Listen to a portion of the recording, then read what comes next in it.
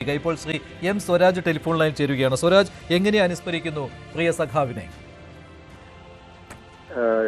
നമ്മുടെ രാജ്യത്തെ എന്നല്ല ലോകത്തെ തന്നെ കമ്മ്യൂണിസ്റ്റ് പ്രസ്ഥാനത്തിന്റെ ഏറ്റവും തലമുതിർന്ന നേതാവിനെയാണ് വി എസിന്റെ വിയോഗത്തോടെ നഷ്ടമായിട്ടുള്ളത്. വി എസിനെ ഓർമ്മിക്കുമ്പോൾ ഏതൊരാളുടെയും മനസ്സിൽ ആദ്യം എത്തുക വീരസാഹസികവും ത്യാഗസമ്പൂർണവുമായ സമരങ്ങളായിരിക്കും. സുദീർഘമായ ഒരു കാലഘട്ടം, ഏറ്റവും തീക്ഷ്ണമായ ഒരു കാലഘട്ടം. ആ കാലത്ത് അടിച്ചമർത്തപ്പെട്ട ജനവിഭാഗങ്ങളുടെ മോചനത്തിന് വേണ്ടിയുള്ള സമരങ്ങളുടെ ഭാഗമാകാനും അത്തരം പോരാട്ടങ്ങൾക്ക് നേതൃത്വം കൊടുക്കാനും കഴിഞ്ഞ സഖാവാണ് വി എസ്. ദേശീയ സ്വാതന്ത്ര്യ സമര പ്രസ്ഥാനത്തിനും ഐതിഹാസികമായ പുന്നപ്ര വയലാർ സമരത്തിനും ഇന്ത്യ സ്വതന്ത്രയായതിനു ശേഷം പാർശ്വവൽക്കരിക്കപ്പെട്ട മനുഷ്യരുടെ നൂറ് അവകാശ സമരങ്ങളിലും ധീര നേതൃത്വമായിരുന്നു സഖാവ് വി എസ്.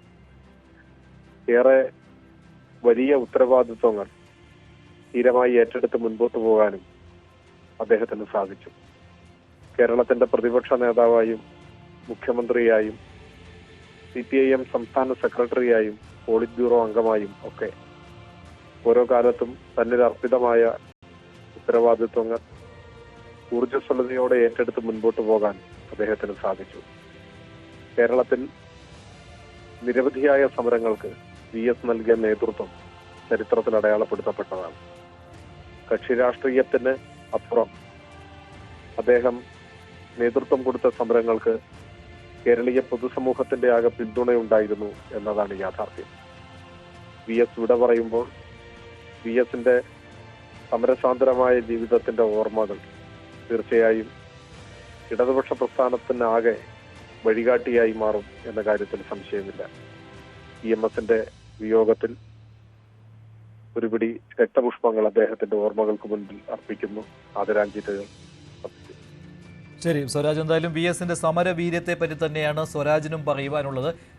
8 പതിറ്റാണ്ട് കാലം കേരള രാഷ്ട്രീയത്തിൽ ഒരു സമരനായകനായി വി എസ് അച്യുതാനന്ദൻ ഉണ്ടായിരുന്നു. അതിനേക്കാൾ കൂടുതൽ എന്ന് വേണമെങ്കിൽ പറയാം.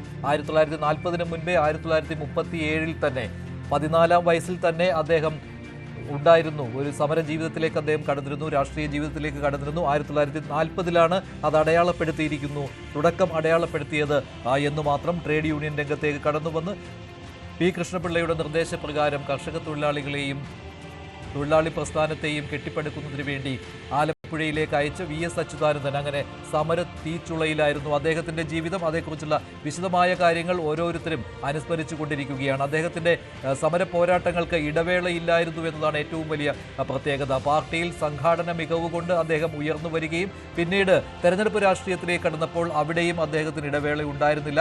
2 തോൽവികൾ അദ്ദേഹത്തിന് നേരിടേണ്ടി വന്നു എന്നത് 3 തോൽവികൾ നേരിടേണ്ടി വന്നു എന്നത് ശരി തന്നെയാണ്. പക്ഷേ അതിന് ഇടയിലും അദ്ദേഹം തിളക്കമാർന്ന പല വിജയങ്ങളും കൈവരിച്ചു കൊണ്ടിരിക്കുകയായിരുന്നു. 7 തവണയാണ് അദ്ദേഹം നിയമസഭാംഗമായത്. ഇടയ്ക്ക് വെച്ച് തെരഞ്ഞെടുപ്പ് രാഷ്ട്രീയത്തിൽ നിന്ന് മാറി വീണ്ടും പാർട്ടിയുടെ സംഘടനാ നേതൃത്വത്തിലേക്ക് അദ്ദേഹം ഉയർന്നു വരികയും പാർട്ടിയുടെ സംസ്ഥാന സെക്രട്ടറിയായി 3 ടേം അദ്ദേഹം ഉണ്ടായിരുന്നു 1992 വരെ. അതിനുശേഷം വീണ്ടും തെരഞ്ഞെടുപ്പ് രാഷ്ട്രീയത്തിലേക്ക് ആ സമയത്ത് അദ്ദേഹം പ്രതിപക്ഷ നേതാവായും മുഖ്യമന്ത്രിയായും കേരള രാഷ്ട്രീയത്തിൽ അടയാളപ്പെടുത്തുകയായിരുന്നു. വി എസിനെ ഓർത്തെടുക്കുമ്പോൾ വി എസിലെ സമര പോരാട്ടങ്ങൾക്കൊപ്പം അദ്ദേഹത്തിൻ്റെ കാർക്കശ്യമായ സ്വഭാവ രീതികളെയും അദ്ദേഹത്തിൻ്റെ നിലപാടുകളിൽ ഉറച്ചുള്ള സമീപനങ്ങളെയും കൂടി ഓർത്തെടുക്കേണ്ടി വരും. മറ്റൊരു കാര്യം കൂടിയുള്ളത്, രാഷ്ട്രീയ ജീവിതത്തിൽ അദ്ദേഹം കണിശക്കാരൻ മാത്രമല്ല, കൂർമ്മ ബുദ്ധിയുള്ളയാൾ കൂടിയായിരുന്നു. തൻ്റെ പക്ഷത്തെ ശക്തിപ്പെടുത്തുന്നതിന് വേണ്ടിയും അദ്ദേഹം പ്രയത്നിച്ചു. തൻ്റെ നിലപാടുകൾ പ്രവൃത്തിപഥത്തിൽ കൊണ്ടുവരണമെങ്കിൽ തൻ്റെ പക്ഷം രൂപീകരിക്കേണ്ടതുണ്ടെന്നും അദ്ദേഹത്തിന് അറിയാമായിരുന്നു. ആ രീതിയിൽ തന്നെ ഒരു രാഷ്ട്രീയ രംഗത്ത് അദ്ദേഹം കൂർമ്മ ബുദ്ധിയുള്ള ആൾ കൂടിയായിരുന്നു.